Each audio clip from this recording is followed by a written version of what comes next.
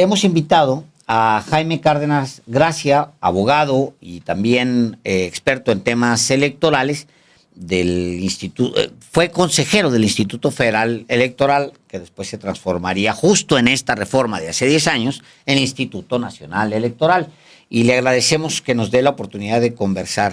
Bienvenido aquí a Los Periodistas. Jaime, buenas tardes, bienvenido. Buenas tardes, Alejandro. Buenas tardes, Álvaro. Muchas gracias por su invitación. Primero te pregunto, Jaime, tú que integraste el primer Consejo General del desaparecido IFE de 1996 al 2003, y con lo que tú has vivido, inclusive como diputado federal, ¿qué adviertes sobre la reforma que pues ya está en marcha y va a tener que arrojar un planteamiento a más tardar en enero de este año?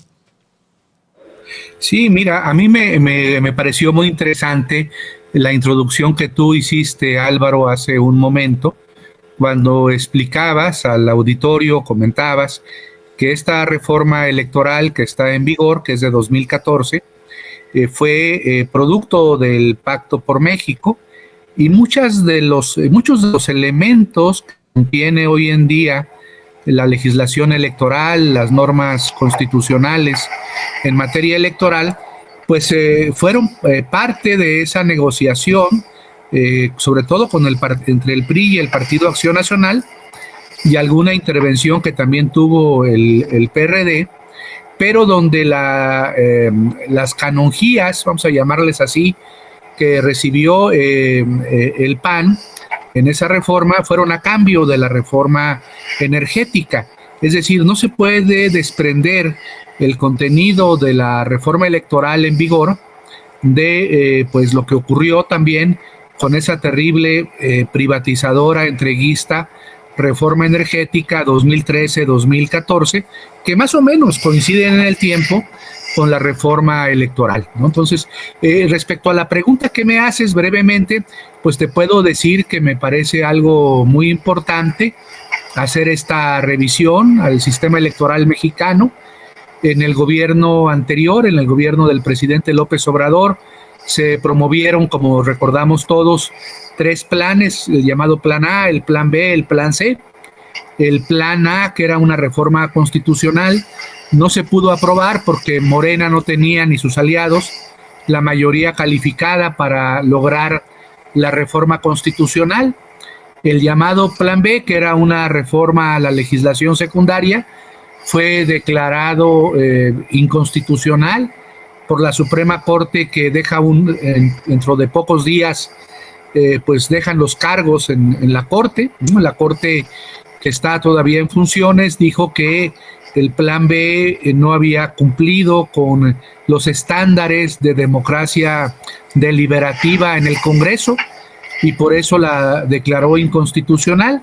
Y el Plan C, que fue planteado por el presidente López Obrador el 5 de febrero de 2024, pues no se ha discutido aún, ¿no?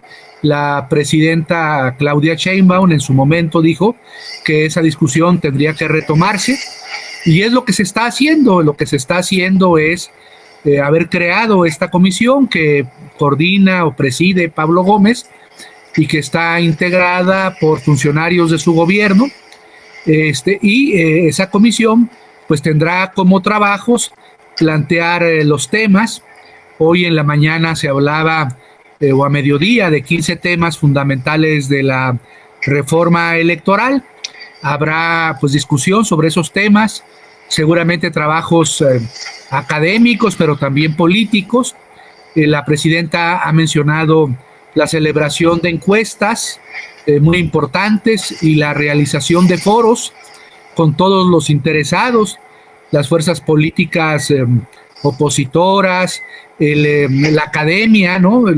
La diversidad de puntos de vista, y ojalá que todos participemos en esta discusión integral, global, porque como se dijo hoy en la mañana o a mediodía, en enero del próximo año pues tendrá que haber ya una propuesta perfilada, diseñada, discutida, tanto al interior de Morena y sus aliados, como con el resto de las fuerzas políticas, con el mundo académico y desde luego con las ONGs y otros sectores sociales y políticos del país. Dado que se trata de una reforma que viene desde la izquierda y que hay una diferencia de fondo entre los dos bloques, derecha e izquierda en México, dado que una simplemente no reconoce los dos fraudes electorales, el de 1988 y 2000 y el de 2006, digo, y luego obviamente el de 2012, etcétera. Como no hay ese reconocimiento de eso que es fundamental, sí hay un abismo entre una fuerza y la otra, que digamos hace muy difícil encontrar algún punto de encuentro. Ahora, ¿qué le conviene a esta reforma para alcanzar la mayor legitimidad posible, dado que es un hecho que esta reforma va a llegar? Claro. Sí, Alejandro, yo creo que será muy importante en este debate, dado que, como tú lo indicas, existen pues muchas diferencias. Basta oír a algunos ex colegas consejeros electorales, presidentes del INE o del IFE, pues para darse cuenta de que hay pues mucha diversidad de puntos de vista, ¿no? Ellos, por ejemplo, insisten en que la estructura del INE, que es muy grande, muy pesada, administrativamente y económicamente, se mantenga más o menos igual. Desde la izquierda, pues se quiere un INE más flexible, con una estructura administrativa no tan compleja, no tan costosa. Entonces, ese es un tema muy interesante, lo que nos cuesta a los mexicanos el INE. Y claro, no se trata tampoco de desarticular al INE, como dicen algunos, porque el INE pues, debe tener una estructura de funcionarios para realizar su trabajo, pero debe ser la estructura, pues yo digo, necesaria, y para eso tal vez se requieran algún tipo de estudios, de análisis, teóricos, académicos, para decir, bueno, este es el tamaño que debe tener el INE. Álvaro no me dejará mentir, pero desde mi época de consejero, estas cosas que fue del 96 al 2003, ya se discutían. Por ejemplo, en mi época se discutía si era importante que algunas direcciones ejecutivas del INE se fusionaran, ¿no? Había sobre todo dos direcciones que podían fusionarse, que era la Dirección Ejecutiva de Organización Electoral y la Dirección Ejecutiva de Capacitación. Desde esos años, desde hace más de 20 años, esas direcciones no se han fusionado. Y también en la estructura de los estados o en la estructura de los distritos, pues habría que pensar en ese tipo de fusiones, no solamente para ahorrar recursos, que es importante, y tener un funcionamiento más austero, sino también para darle flexibilidad al INE y pueda realizar su trabajo adecuadamente. Ese es un tema.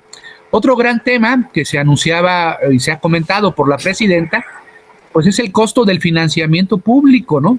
Es un financiamiento público muy elevado que debe pues ser analizado. La presidenta en declaraciones ha señalado que debiera mantenerse solamente el financiamiento público para campañas, pero no el ordinario. Y yo creo que es un tema que hay que discutir, ¿no? A mí me parece una idea interesante.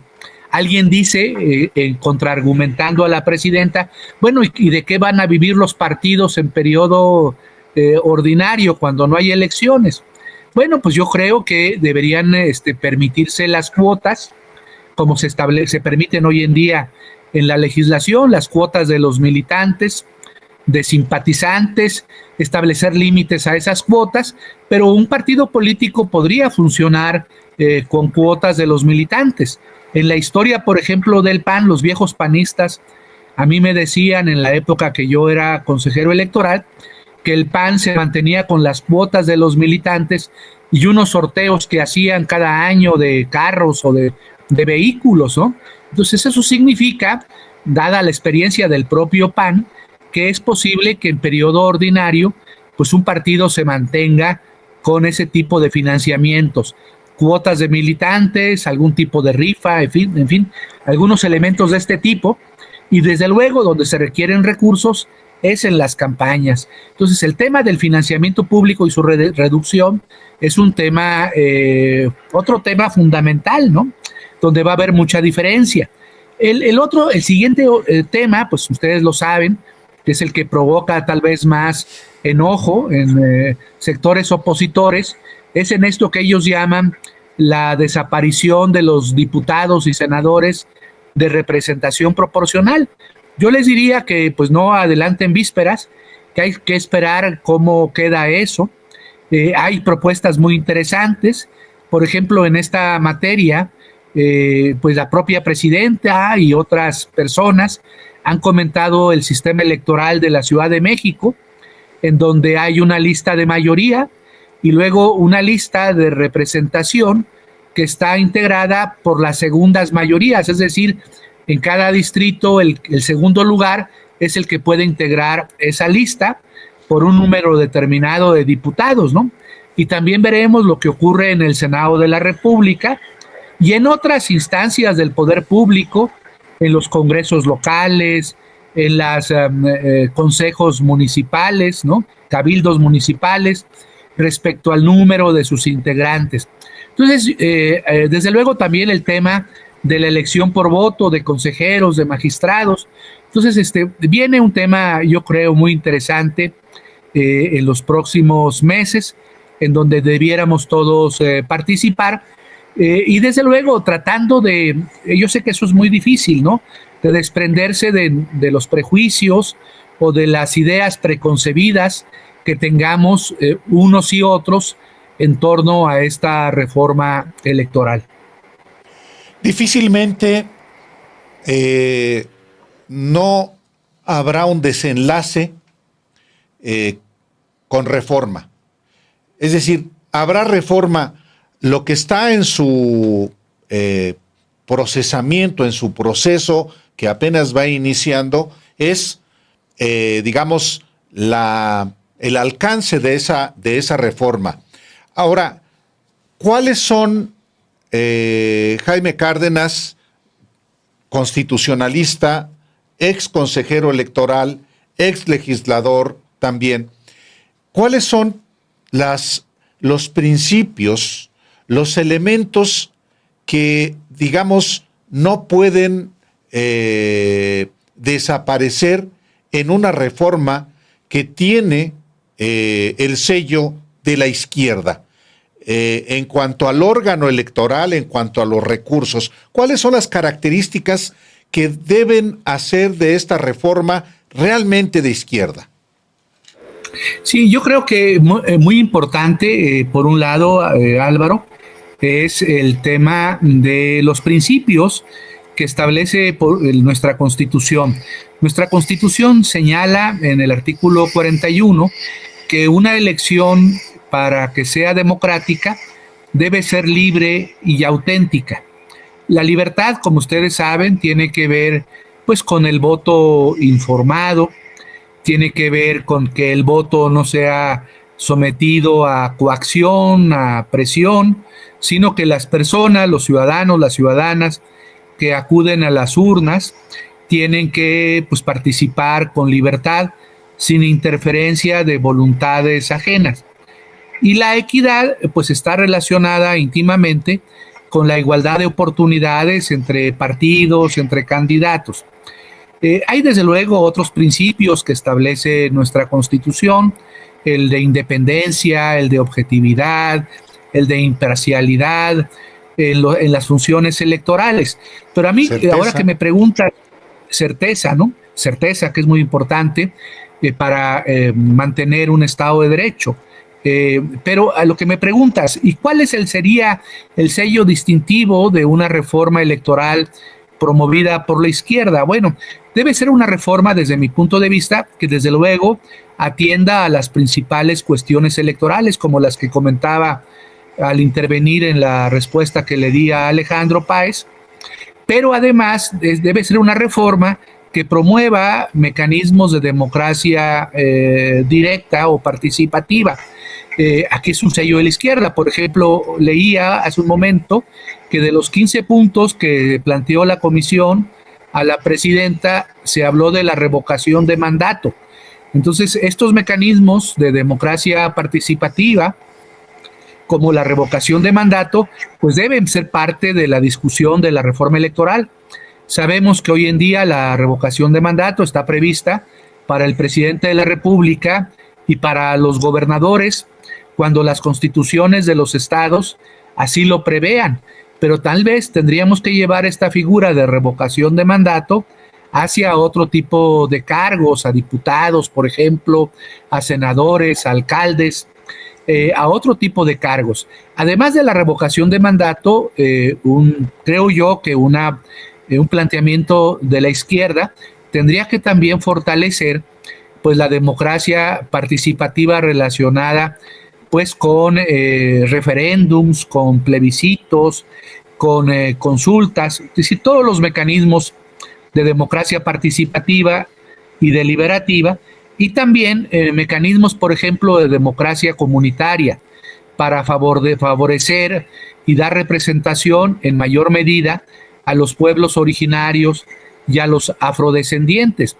Seguramente todas estas cosas se discutirán en la reforma, la democracia participativa, la deliberativa, el tema de los pueblos originarios, afrodescendientes, el tema también del papel de los medios de comunicación en las campañas para evitar toda esta orientación que desgraciadamente muchos medios en la historia reciente de México, medios electrónicos o ahora en las redes sociales realizan para favorecer sobre todo a fuerzas políticas relacionadas con la derecha. Entonces, un tema tendrá seguramente que ver pues con los medios y su papel durante las campañas. También es interesante, de otra propuesta desde la izquierda, pues es cómo darle un tratamiento de limitación a los poderes fácticos.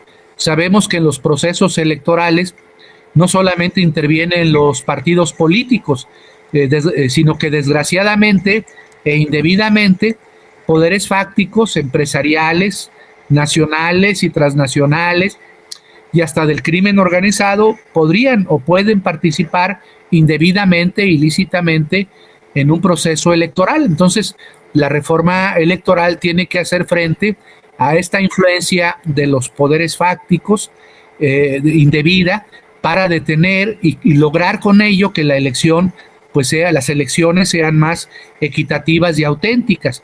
A veces no lo son porque gastan tanto los poderes fácticos, el mundo empresarial, ¿no?, en las campañas, que rompen con el principio de equidad. Si un candidato va a una campaña solamente con el financiamiento público, pues se dará cuenta que no está en condiciones de competir con aquellos candidatos de partidos políticos que son financiados por poderes fácticos ilícitamente. Entonces, todas estas cosas deben ser parte de una agenda electoral o democrática desde la izquierda. Y concluyo nada más para sintetizar los puntos: democracia participativa, democracia comunitaria, no solamente electoral, de limitaciones y controles a los poderes fácticos para que no intervengan indebidamente en los procesos electorales, y también algún tipo de limitaciones estrictas a los medios de comunicación o a ciertos medios de comunicación y a redes sociales para que no tengan una intervención que desbalancee, que rompa la equidad en las contiendas electorales. Yo estoy seguro que estos temas y otros serán parte de la agenda electoral que se discutirá en los próximos meses en nuestro país. De hecho, en el Plan General de Trabajo que se plantea el día de hoy, en el temario general, se incluyen varios de estos puntos. El tema de las consultas populares, por ejemplo, el tema de las revocaciones de mandatos, la libertad de difusión de opiniones, que es un tema que preocupó mucho en la anterior elección presidencial, la propaganda desde los poderes o desde los organismos públicos, en fin, todo esto, y me imagino que habrá una discusión muy amplia sobre cómo abaratar el costo de esta democracia. De fondo, abogado, le preguntaría a usted, hay también, creo yo, un debate entre el tipo de, digamos, de democracia que promovieron los núcleos que administraron las instituciones electorales desde Salinas hasta ahora, desde José Woldenberg hasta Guadalupe Tadei incluso. Todos estos que han administrado estos órganos electorales pues han promovido un tipo de democracia con un sello muy particular que dejaba afuera pues esto que usted ha mencionado básicamente, y que son las consignas desde la izquierda, las consultas populares, abaratar, ser más efectivos, etcétera. ¿Usted ve la posibilidad de que una reforma sea una reforma que pues sea una propuesta distinta, distinguible de lo que marcó las últimas décadas en México? ¿Ve usted las condiciones para hacerlo? Sí, yo creo que sí se tiene eso muy claro, Alejandro.